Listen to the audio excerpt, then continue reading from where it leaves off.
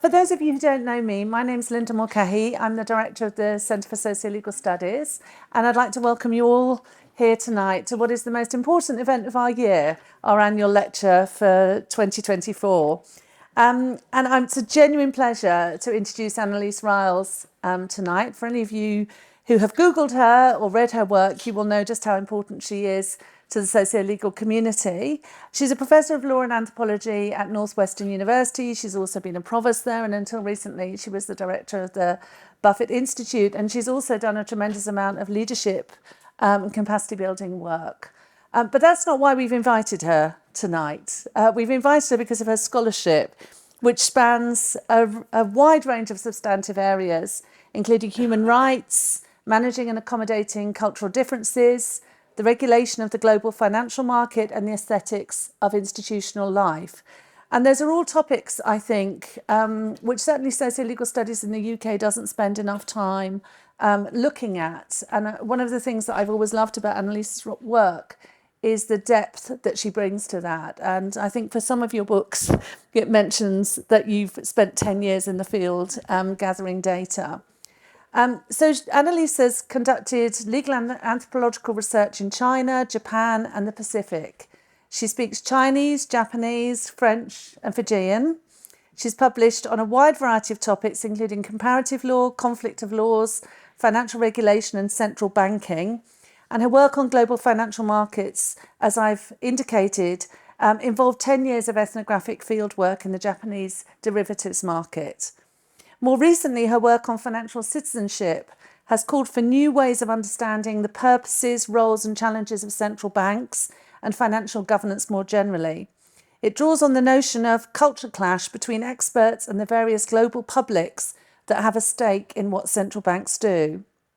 Now, as I alluded to early on in this introduction, I mentioned that Annelise was the director until recently of the Roberta Buffett Institute for Global Affairs at Northwestern.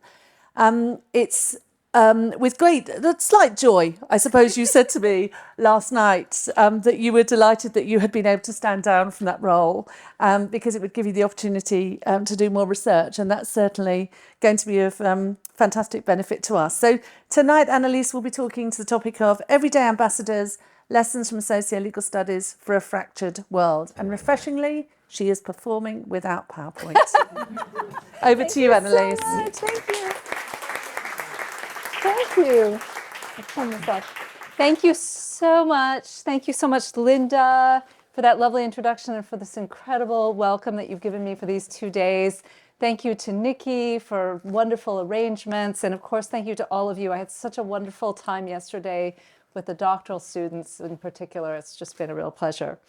So I'm here talking about a book which I'm just completing now, which is called Everyday Ambassadors. And it's a funny thing. It surfaces a series of what I call moves that I've observed across socio-legal domains and that I believe are prescient and enabling at a moment at which our institutions are unfortunately often failing us.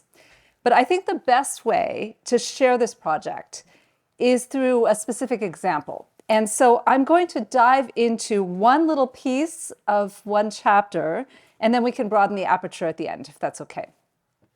So let's take as an example of a global regulatory challenge, something that we've all encountered, whether we're scholars or lawyers or users, which is the challenge of platform speech, digital speech. So TikTok, how many users of TikTok do we have in here? Not so many. If this was in the US, it would be everybody. Maybe there's a few more who didn't want to admit to it, I bet. Here. TikTok was launched by the Chinese tech company ByteDance in September 2017. Its format, for those of you who don't know, is short videos, and they cater to people's desire for quick and digestible content. TikTok also features a powerful recommendation algorithm that tailors the content feed to each user's preferences and behavior, keeping users engaged and returning for more. Platforms like TikTok are assemblages of diverse elements: funding, intellectual property, people, technologies. And sociologists of science describe these platforms as socio-technical hybrids of software, hardware, operations, and networks. The key aspect is that they provide a set of shared techniques or technologies and interfaces, here the short video genre, to a broad set of users who can build what they want on a stable substrate. Now, TikTok, as I'm sure most of you know, has faced considerable criticism. The problems include content moderation and censorship, disproportionate control over what content is allowed or removed from the platform. Critics accuse companies like TikTok of exercising their power to stifle certain political viewpoints or silence dissenting voices. Algorithm bias and echo chambers. Critics argue that the algorithm used by tech companies like TikTok reinforces users' pre-existing beliefs and exasperates polarization. Or data privacy and surveillance. Critics raise concerns about the vast amount of personal data that tech companies collect and their practices of monetization and sharing this data. In the case of TikTok, some reports have claimed that the app collects and shares user data with the Chinese government. So these concerns seem to go to the way platforms like TikTok are far more than products. The way they become regulatory communities unto themselves that raise the specter of the usurpation of the sovereignty of the state. And as a result, a move is now afoot in the US Congress to ban TikTok outright in the United States. Although some point out that it may in fact be technologically impossible for the nation state to prevent its citizens from participating in the platform, or we could call it the offshore regulatory community of TikTok, in its midst. Indeed, platforms like TikTok are emerging as an alternative to national regulatory cultures on the one hand, and self-described knowledge-generating institutions, such as universities, on the other hand, as sites of consumption, collaboration, learning, innovation, and value creation, as well as, of course, violence and exploitation. Without a doubt, these platforms are among the most significant emerging socio-legal phenomena of our time. So how to study such things? There's a great deal of internet-based research, of course, but such research presupposes often, rather than unpacks, the platform. So over the last 10 years, I have conducted a kind of ethnographic experiment in platform sociality.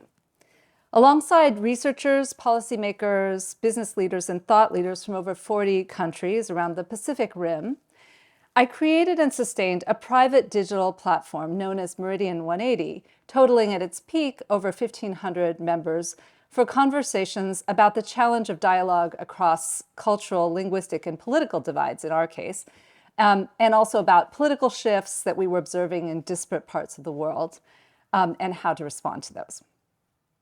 Now, I say that this was an experiment in creating a digital platform, but that was not how it started. It started just as face-to-face and then email conversations, imagined as then a sort of membership community. But then within Meridian 180, there soon emerged a certain fascination among the members with calling ourselves a platform rather than a community.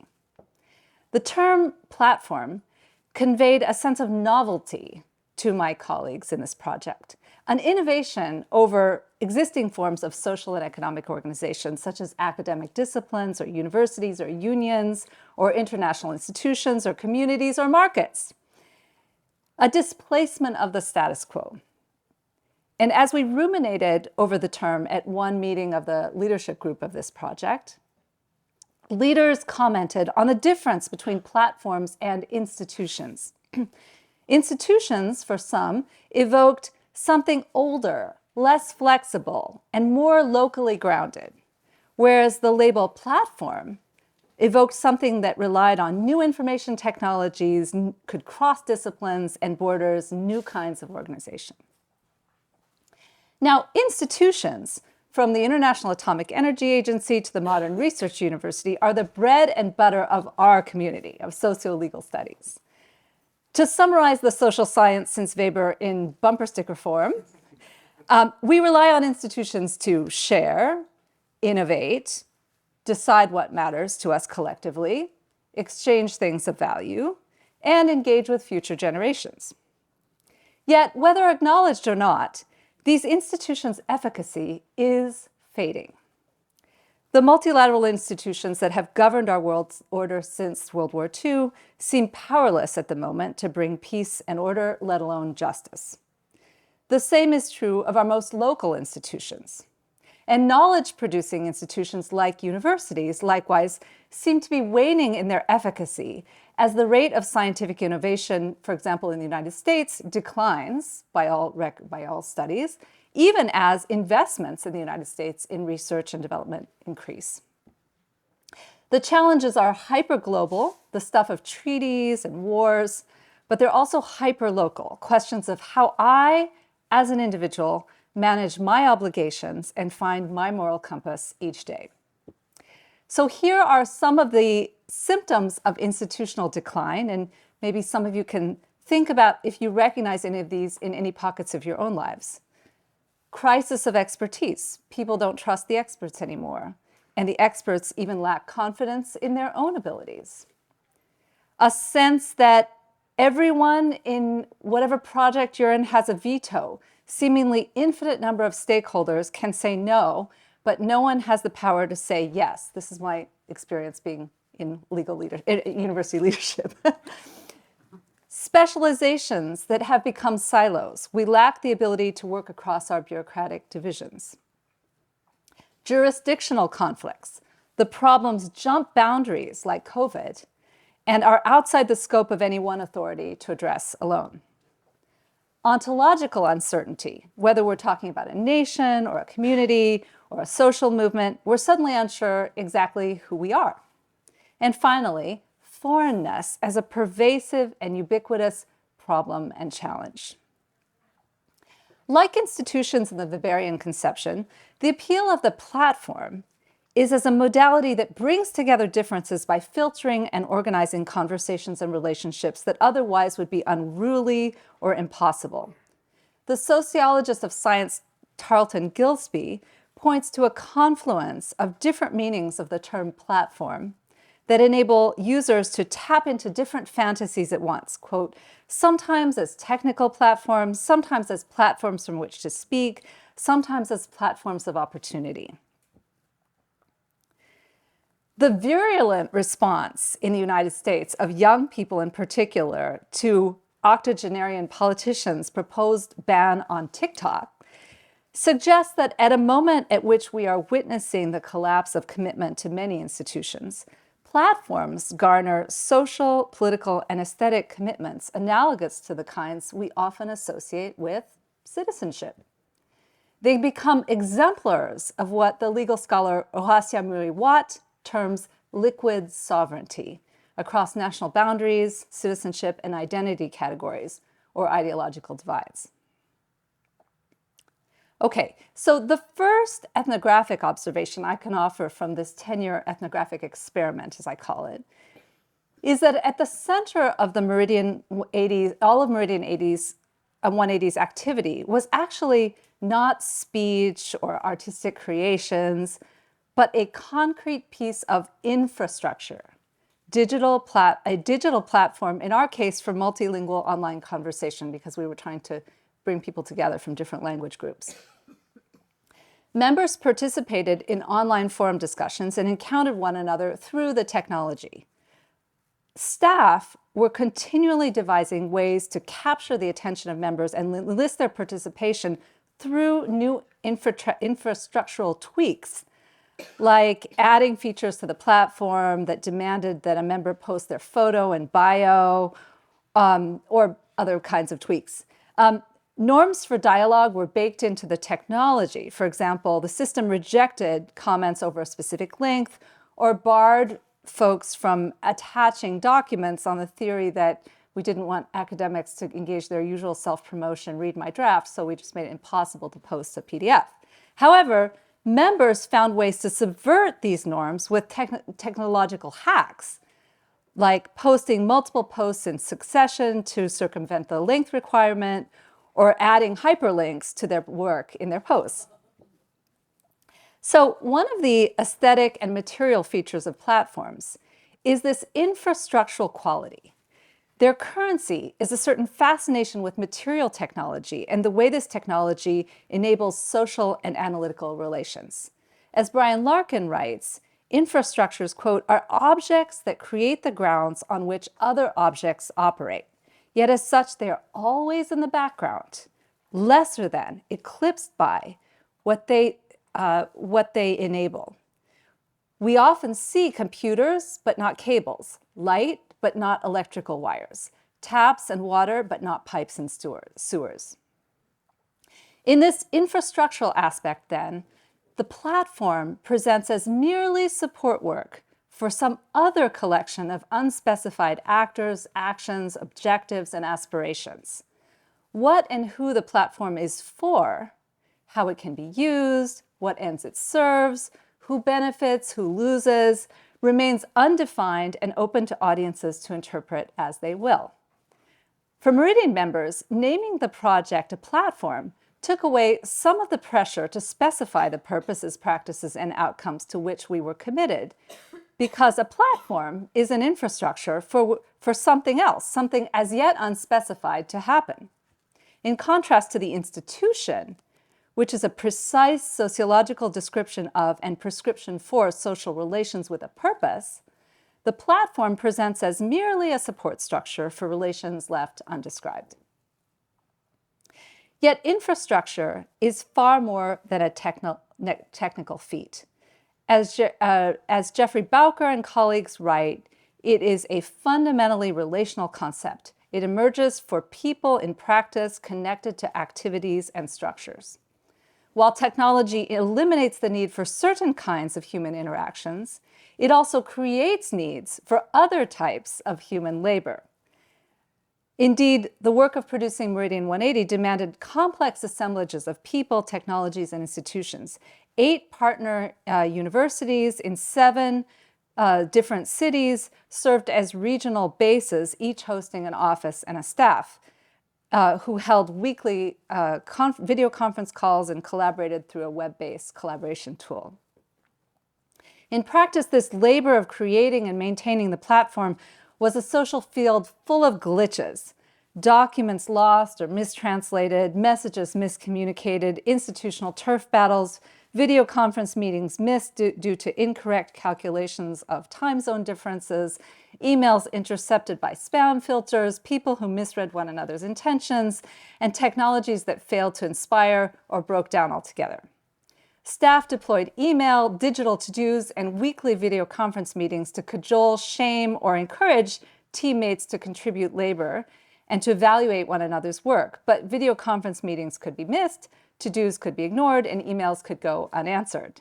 Despite the pervasiveness of the ideology that dialogue or speech somehow spontaneously produces itself, Meridian 180's conversations were sustained through elaborate, if rickety, social and technical scaffolding constantly in need of replacement and repair. In other words, infrastructure must be built and maintained. Technologies have needs, and those needs give people something to do, something to create, some collective work to do.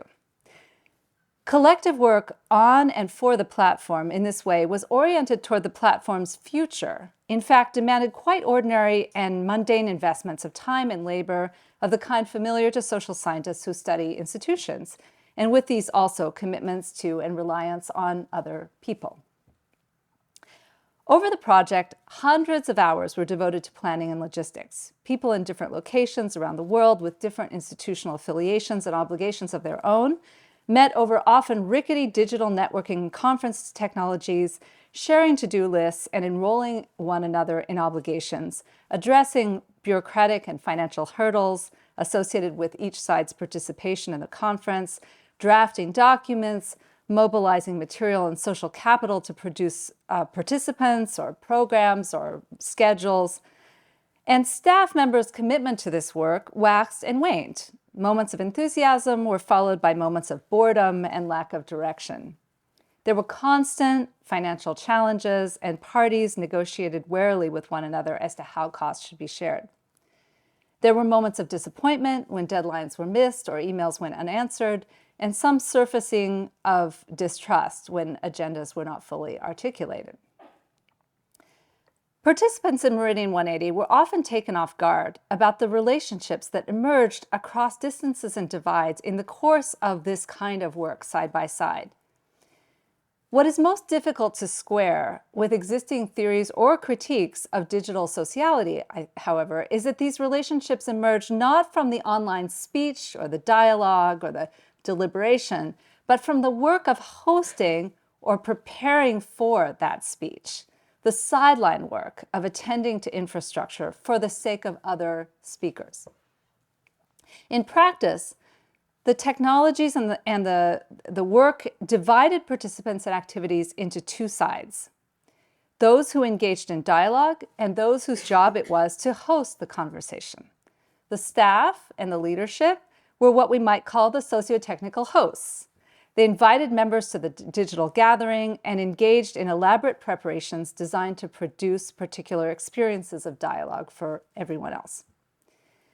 The divide extended to the technologies each used. Staff only accessed the digital platform as, quote, network administrators in the platform's technical parlance, not as members. They constantly managed, quote, the back end, as it was called, anonymously doing their part when participants failed to properly post their comments, or a bug in the software caused the system to go down, or the translation company produced queries or demands for a payment. But if the two sides, the hosts and the members, were divided in many ways, they also shared something important. All of this work was on behalf of the Meridian 180 platform required everyone to be future-oriented, to focus on the potential of this nascent project, whether by contributing to online discussions when everyone was busy and had lots of other commitments, or managing myriad infrastructural problems. Kars and Nice draw attention to the always, quote, unbuilt or unfinished quality of infrastructure. They write, planned, blocked, delayed, or abandoned. Such projects are ubiquitous, the norm rather than the exception. They draw attention to the present absences of unfinished infrastructure and the suspended presence of infrastructural delays. So for participants, whether they were staff or leaders or members, Meridian 180 was a fragile entity, something that needed to be brought into existence, whether it was by writing funding proposals or rebuilding the physical platform or holding meetings or contributing a post. Now, this next section is called the provocateur. One day, a kind of foreigner joined this platform. He was in some ways an ideal candidate, a high-ranking member of the political staff of the U.S. Republican coalition in Congress, directly responsible for making U.S. policy towards Asia. A former Navy commander who held both a law degree and a doctorate in political science with specific expertise in China. His first posts were brilliant, on point, creative, and scholarly. Then one day, in a conversation on an entirely different topic, he launched into an attack on the corrupt and oligarchic nature of the Chinese government and of the Chinese intellectuals in our group who he said were on the Chinese government's payroll. The incident exposed in its violation an unstated but foundational commitment among the members to dialogue across given divides like nationality from a position of curiosity and mutual respect. The Chinese member of our leadership group, a senior legal scholar, panicked. He feared this would prompt members in China to withdraw because they would suspect the project of being a covert vehicle for pushing a U.S. nationalist point of view. I phoned the individual and asked him to revise the post to create more of an opening for substantive dialogue with Chinese members about the points he was raising. He responded angrily. In his view, this was a matter of his free speech. He had a right to say what he wanted to say, and he did not want to participate in the habit of what he described, the habit of U.S. sinologists of self-censorship to avoid offending Chinese sensibilities. He accused me of anti-U.S. bias. And I tried to entice him into thinking about what reactions his comments would provoke from Chinese and non-Chinese participants alike, and how these might be productive or unproductive, but he was having none of it. Quote, I participate in 6 or 7 listservs where Chinese members spout nationalist propaganda, and I'm expected to behave like a gentleman, he said. What happened next was quite unexpected. Other members stepped in. A Korean scholar with experience in politics deftly steered the conversation in another direction. Rather than responding in kind, our Chinese members simply ignored the post entirely, but continued the dialogue and posted on other topics. Our Chinese postdoctoral scholar, who was serving as a translator, was quite nonplussed about the whole thing and reacted very differently than my senior Chinese colleague. His remark was very telling. He said, young Chinese scholars had heard all this before and even agreed in part with some of the sentiment. They knew how to ignore the rest of the post in order to focus on what mattered to the conversation. And this is what he said, much in the same way one ignores advertisements or pornography on social media platforms. That's interesting. In this way, speech that had the potential and even the aim to offend, to silence, and perhaps to bring down the entire platform was resolved without restricting speech. Yet at the same time, the speaker's intervention did not prevail. Rather, in the cruelest form of online punishment, it simply fizzled and was ignored. Here, the membership collectively deployed a form of norm enforcement long studied by anthropologists of law, shunning. The speech, as offensive and attention-getting as it aimed to be, was made to be simply beside the point. Ultimately, I believe we can understand Meridian 180 members' response to the provocation in the following way. The offending post was not interpreted as a threat to a particular identity group or a political point of view, but rather as a threat to the platform itself and its inchoate future. And what oriented members' response was not rules or norms or regulations, but commitment to the future of the platform itself. So now what I want to ask is, what kind of authority or socio-legal reality is this an example of? And let's call it hosting. Hospitality, of course, is a classical subject in the anthropology of law and politics, and more recently has become a major motif in social theory. As Marcel Mauss noted long ago, the etymology of hosting demonstrates what's at stake. Hostess, the enemy, is the opposite of hostess, the host. Julian Pitt Rivers, working in Andalusia, and Derrida many years later, among others, have described hospitality as a practice for managing radical alterity, a method of turning the stranger into the guest. Here, the host sets the conditions for a moment or a chain of moments of engagement in a gift-like spirit, and the conditions of the gift necessitate from others a response. I believe we can read the members' collective response to the provocative post as a kind of return on the infrastructural gift of the hosts of the platform, a recognition of the labor that had gone into hosting something still in the process of becoming. And this, in a sense, recognized that without the gifts of the platform, all were foreigners to one another, but Meridian had brought them into relationship to one another as guests of the platform. And this was precious. In the Register of Private International Law, Ohasian Murray-Watt describes 3 philosophical stances in the face of the problem of the foreign in illegal issues from immigration law to the recognition of foreign law. Intolerance and nationalism is the first. Tolerance, what she calls, quote, a liberal value different from respect or esteem. You suffer people rather than respect or accommodate them in the name of liberalism, is the second. And the third is hospitality, which she argues takes the form of legal pluralism.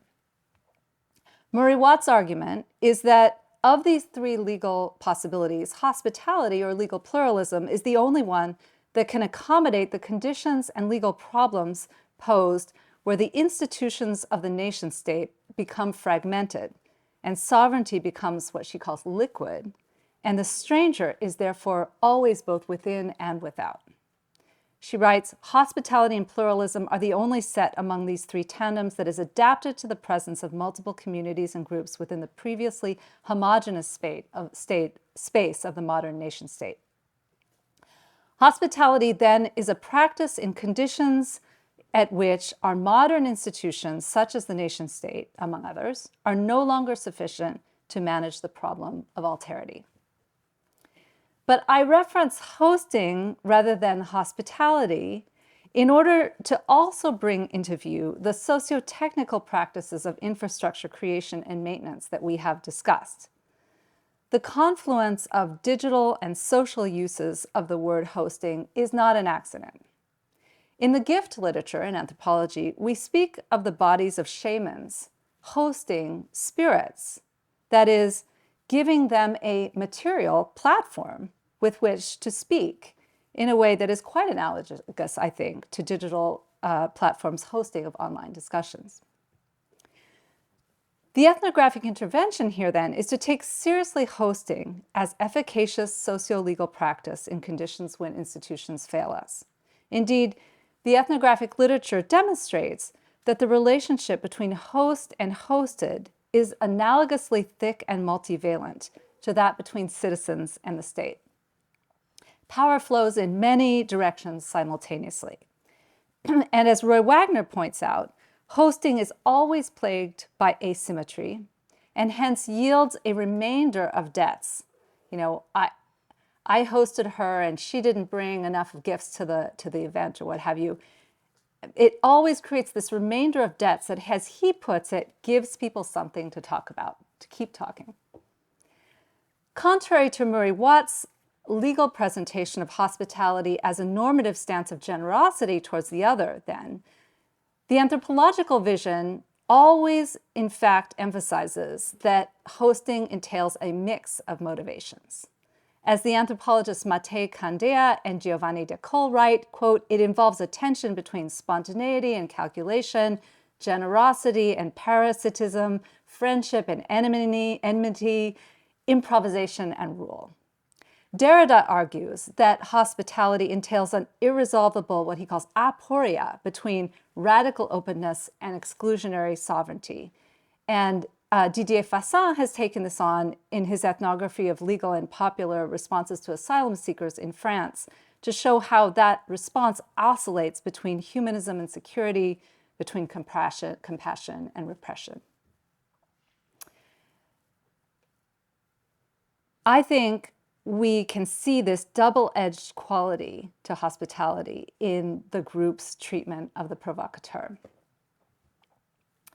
Now, as Hiro Miyazaki has argued, returns on gifts always reorient participants towards their collectivity, their collectivity as a group, and towards the future of that collectivity. They are always simultaneously what anthropologists used to call gifts to men and gifts to the gods.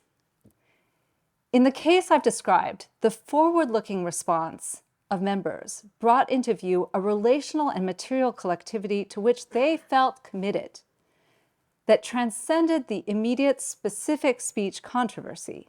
It entailed both an acknowledgement of prior gifts and an anticipation of future collective possibility.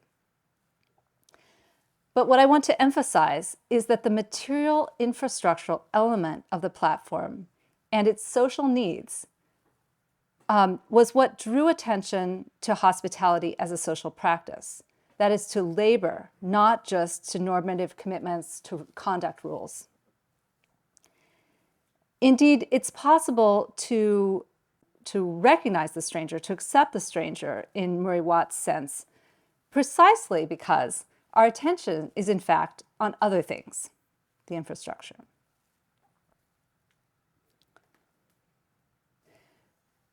From this point of view, let's see, sorry, just here. So now Weber argued that in moments like ours, when institutions fail us, when either traditional or modern rational institutions begin to fail us, a different kind of authority, which he calls charismatic authority, often emerges.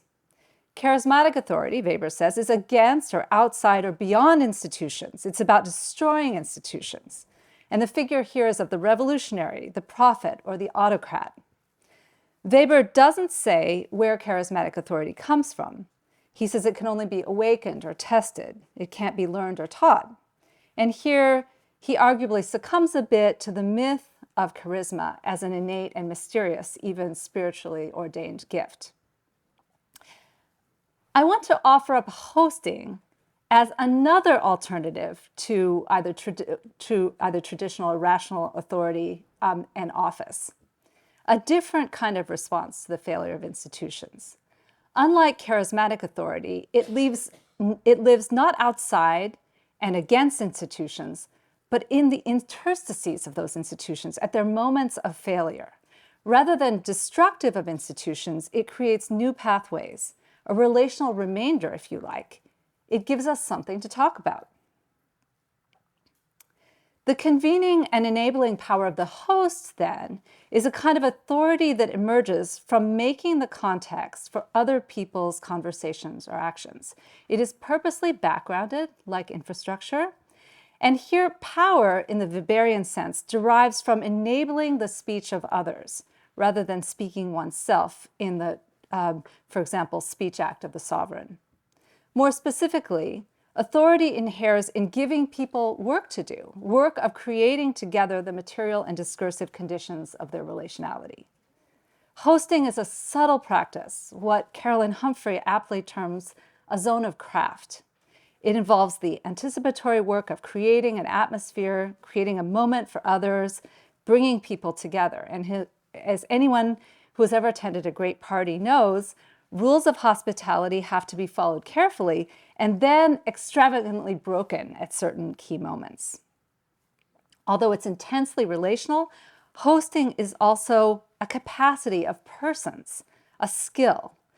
And this is difficult for us as social scientists who prefer structures and institutions to handle. When the office, in the Weberian sense, is no longer efficacious, when the checklist fails, the socio-legal fabric inheres more, I think, in the capacity of persons. But persons, anthropologists know, can encompass a kingdom, a great collectivity. Personal capacities and authorities are more than individuals. From this point of view, we can reflect back on the problem of the regulation of platform speech. The legal debate remains largely focused on public and private rules that govern what speech should be permitted or banned. On the one hand, a libertarian view of free speech and the First Amendment, grounded in ideas of the sovereign consumer and the self-realizing subject advocated by scholars such as Christopher Yu, understands online speech as an end in itself, a fundamental right, even when it's shallow, consumeristic, or unhelpful, or hateful. On the other hand, advocates of a deliberative democratic approach, such as Jack Balkin or Tim Wu, emphasize that speech is a means to a greater end of self-government and collective self-determination among users envisioned as citizens rather than consumers. And in this view, internet discourse should be regulated when it undermines rather than promotes democratic self-government. And of course, between these poles, there's all manner of positions. But the incident with our provocateur asks us to take note also of the premises and promises of hosting and being hosted. It reveals platform participants as neither solely consumers nor producers of content, but as co-creators of the platform itself, enablers and defenders of the platform. This suggests a more nuanced view of platform governance. It draws attention, for example, not just to the platform's speech rules, but to the configuration of the labor involved in creating the conditions for online speech and of people's participation in that labor and perceptions of it. And here, most platforms are quite neoliberal to the extreme. In 2020, The Verge conducted an investigation into Facebook's content moderation practices and found that much of the work was outsourced to lower-paid contractors outside the jurisdiction of California, actually outside the United States. The investigation highlighted the emotionally violent conditions of the work, as moderators were forced to make decisions about thousands of pieces of graphic and offensive content per day. And this all in turn brings into view the structural affinities between the positions of users and the staff, as the Meridian participants began to see. Scholars have described cases in which online communities become creative sites for constructing new identities and norms, and of course, but they have also shown how in many cases platforms become sociality factories and markets in which users are engaged as laborers to produce themselves as profiles organized by marketing standards. So for many, the romantic Habermasian image of a public sphere constituted of millions of fragmented chat rooms and of a culture that celebrates the idea of sharing, participation, and community bonding does not reveal the way in which connections are engineered and exploited. And so in a sense here, looking at the labor of the infrastructure reveals something about the users themselves as part of that infrastructure, as producers.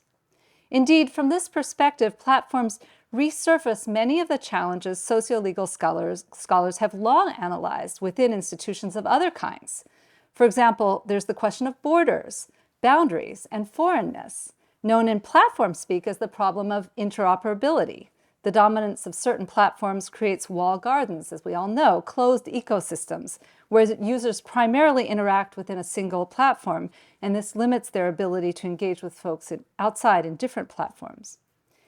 In other words, thinking about the politics of digital hosting enables us to ask a much broader set of questions than those that dominate the legal debates.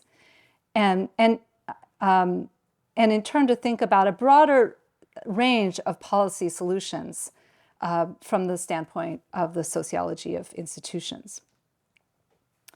But more importantly, I hope that we can extend this broader debate about digital hosting to think about hosting itself as a move we all can in a world in which institutions fail.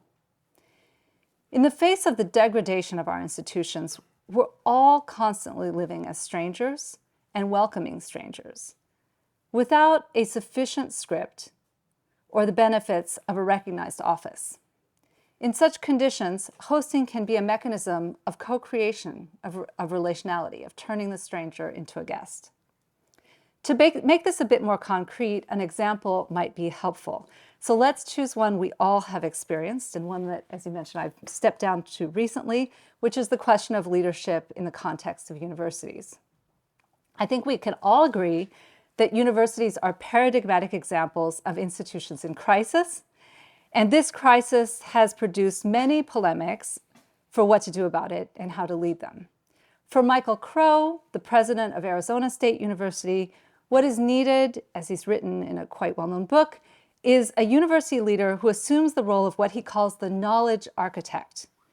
And in Crow's vision, the university leader is one who assumes the role, who is perched at the top of the organizational hierarchy, self-consciously embracing a kind of modernist architectural commitment to rational, expert, and yet slightly iconoclastic and quite male genius.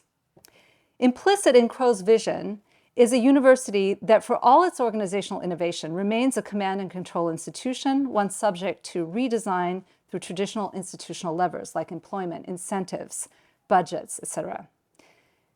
Yet the slow pace and low success rate of even incremental institutional reforms within our universities suggests some caution about this vision of the university as a traditional institution and about the ability of the model of the leader as knowledge architect to deliver.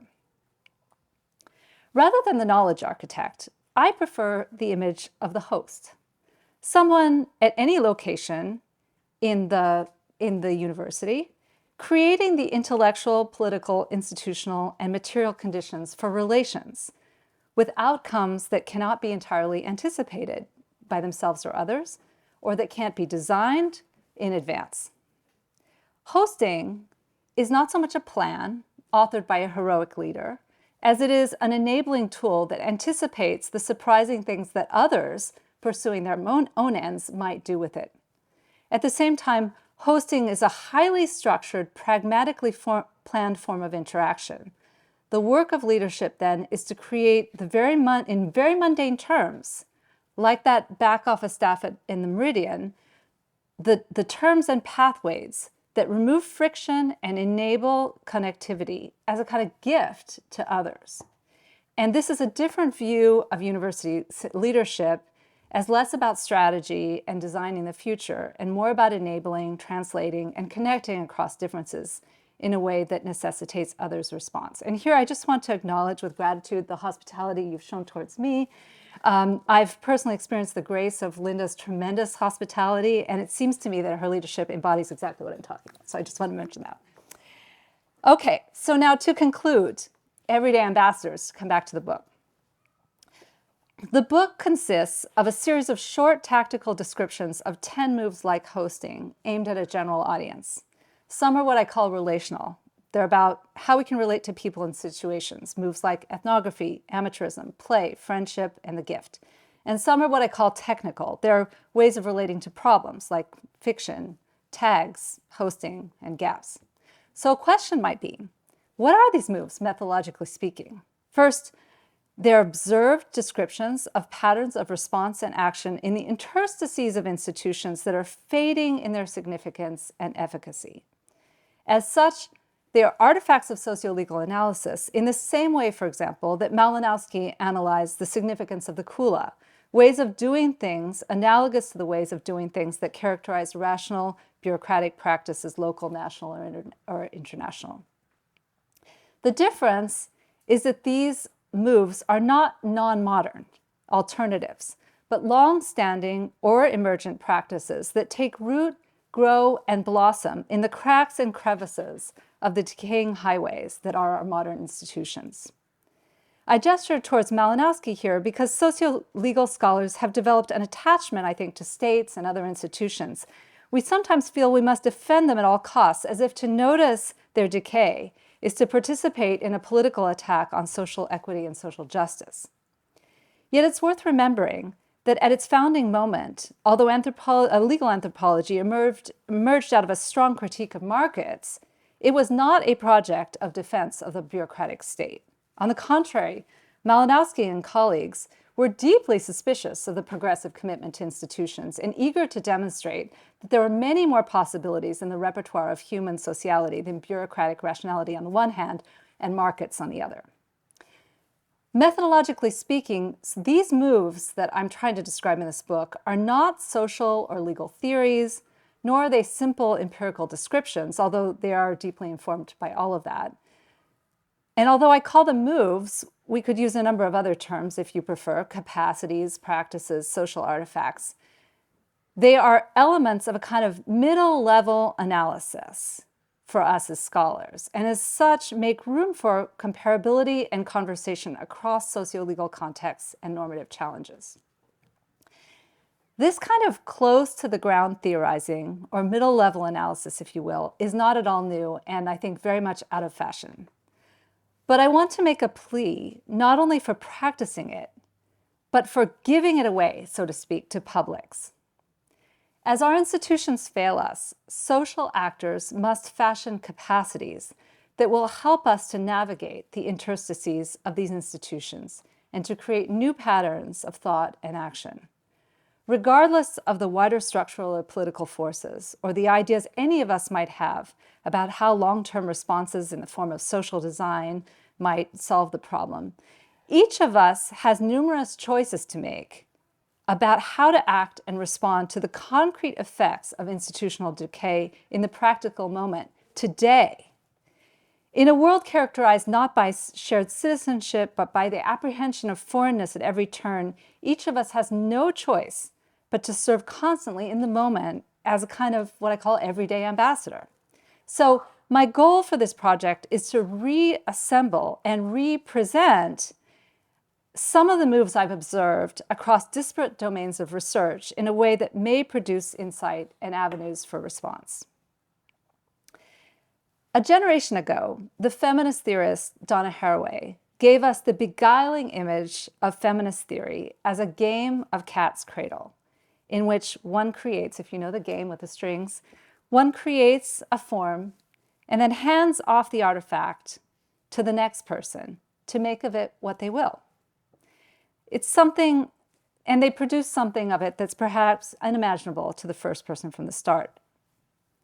It's my hope that presenting these moves in an accessible and portable form, and then cat's cradle style, relinquishing control over what others within and without the academy might make of them, can produce not just new theoretical insights or new policy proposals, but new genres of forbearance and, dare we say, the beginnings of new intersubjective pathways to peace.